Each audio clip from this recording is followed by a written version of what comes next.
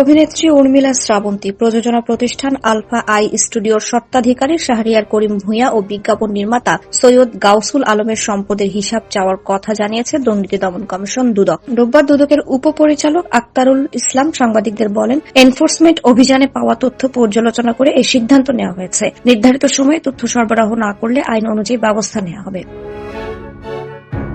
দুদকের তথ্য অনুযায়ী শাহরিয়ার করিম ভূঁইয়া আলফা আই স্টুডিওর স্বত্বাধিকারী এবং এসভিএফ আলফা আই প্রোডাকশনের সহ প্রতিষ্ঠাতা। বিজ্ঞাপন নির্মাতা সৈয়দ গাউসুল আলম গ্রে অ্যাডভার্টাইজিং বাংলাদেশ লিমিটেডের স্বত্বাধিকারী ছিলেন। বর্তমানে তিনি ট্রান্সকম গ্রুপের বিজ্ঞাপন প্রতিষ্ঠান ডট বার্থের ব্যবস্থাপনা পরিচালক। আর মডেল ও অভিনেত্রী উর্মিলা শ্রাবন্তী কর 2009 সালে লাক্স চ্যানেলের সুপারস্টার নির্বাচিত হন। দুদকের ভাষ্য, গত 28 ডিসেম্বর আলফা আই প্রোডাকশনের বিরুদ্ধে অভিযানটি চালানো হয়।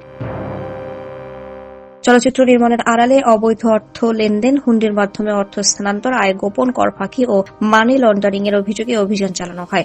অভিযানে প্রতিষ্ঠানটির কার্যালয় সরেজমিনে পরিদর্শন করে বিভিন্ন নথিপত্র যাচাই করা হয় এবং কর্মকর্তাদের সঙ্গে কথা বলা হয়। অভিযোগ সংশ্লিষ্ট বিভিন্ন নথিপত্র সংগ্রহ করা হয়। দুদক বলছে, এসব তথ্য ও নথিপত্র পর্যালোচনার পর এনফোর্সমেন্ট টিম কমিশনকে একটি প্রতিবেদন দেয়। তার ভিত্তিতেই 3 জনের সম্পদ ও দায় দেনার হিসাব চাওয়ার সিদ্ধান্ত নেওয়া হয়েছে।